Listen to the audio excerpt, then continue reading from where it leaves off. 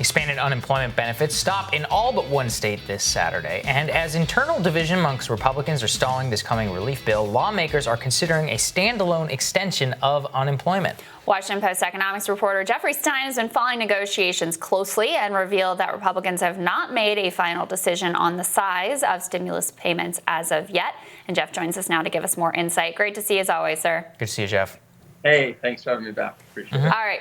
As of this moment, what is the state of play on unemployment benefits and also on direct stimulus checks? So we have updates from just a few minutes ago. Treasury Secretary Steven Mnuchin said that on unemployment, they're looking at a 70% wage replacement.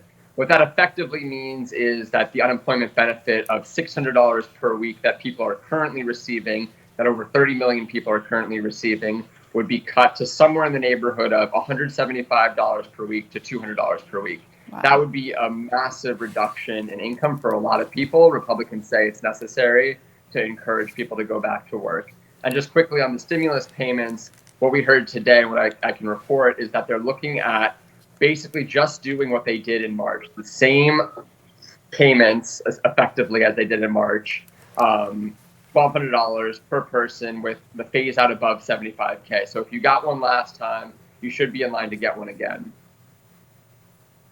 So, okay, Jeff, let's explain that a little bit more. Because what I'm not exactly understanding about this is the state of play on the timeline as well, which is that even if they agree upon this, as you're saying, the 70% reduction, which brings it to a couple $100 a week of the additional unemployment benefit, what is the actual timeline of passing this legislation? I know they had said by the end of next week. A lot of people are basically scoffing at that deadline. Where do things stand right now?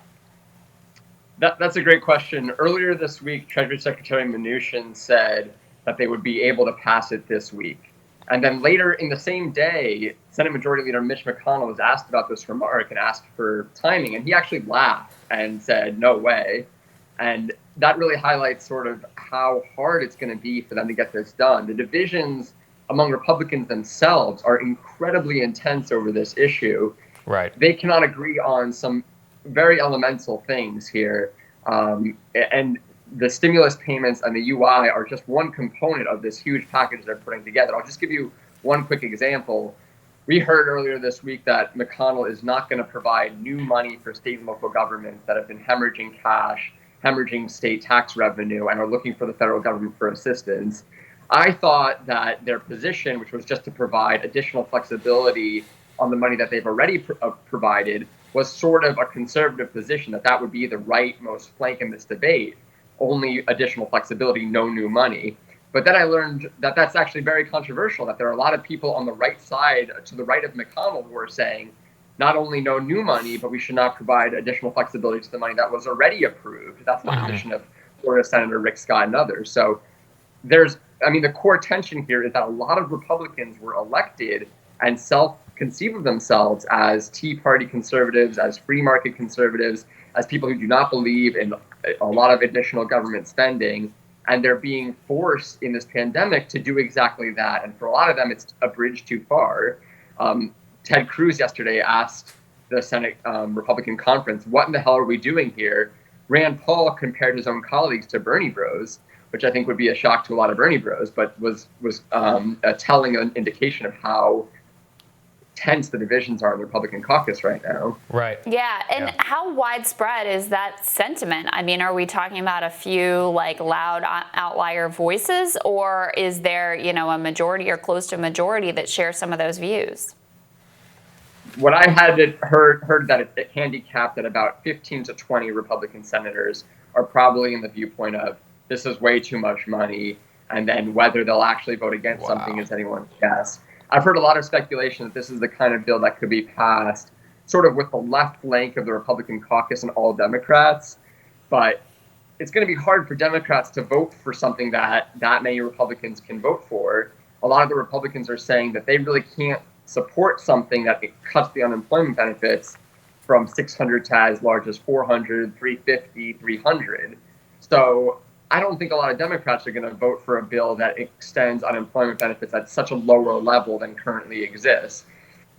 there's just such division here, and it's really hard to see how anything gets done. But of course, we've seen a lot of times this happen where there's a lot of angst and discord where people feel the need to stake out positions publicly that then they sort of backtrack and retreat on later. So maybe that will happen.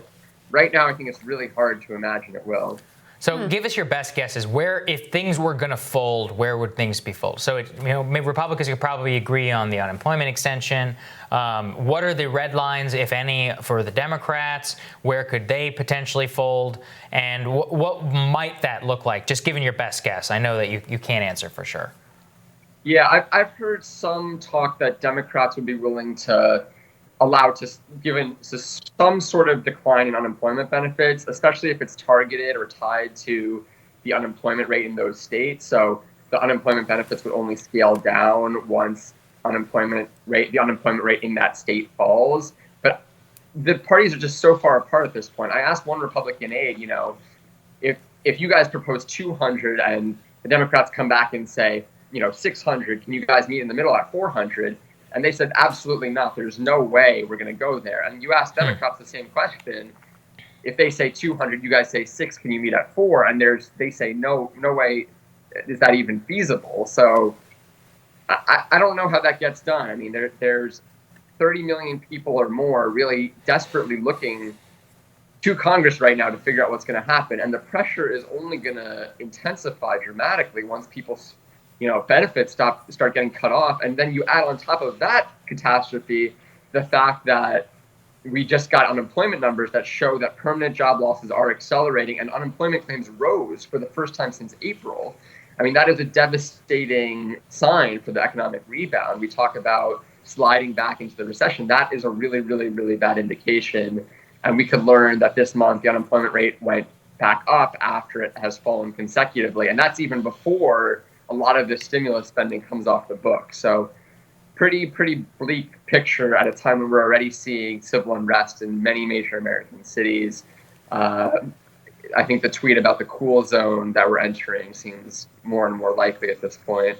Yeah. Yeah. Well, and I mean, Jeff, you've really been on top of flagging for people that these unemployment this program expires on Friday. I mean, tomorrow, right? That's what is happening amidst the backdrop, as you accurately point out, that unemployment claims rose for the first time in a long time this week, way much worse than what economists were ultimately expecting here. And then you layer on top of that eviction moratoriums are ending in a week, the end of this month.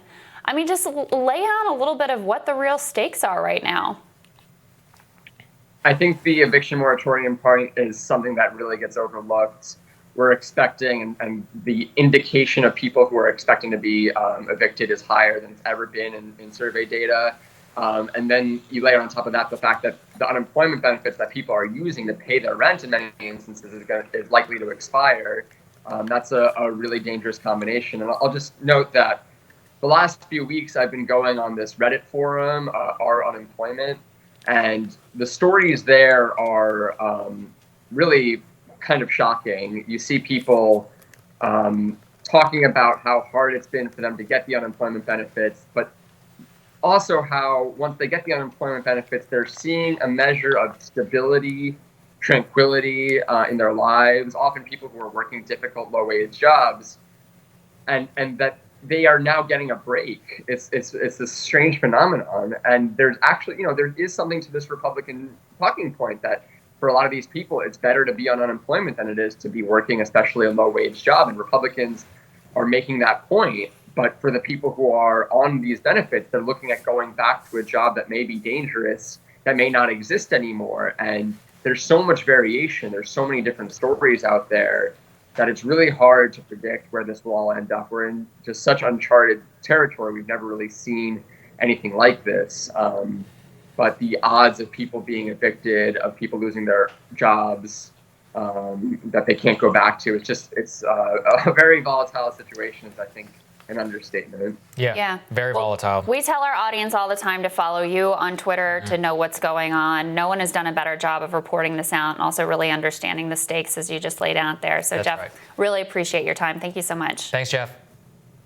Happy to be on anytime. Thank you guys so much. Absolutely. Appreciate Next it. on Rising, Oren Cass. He joins us to discuss the opportunism of the Lincoln Project, John Kasich, and the future of the right, as well as some more on the stimulus packages when Rising returns.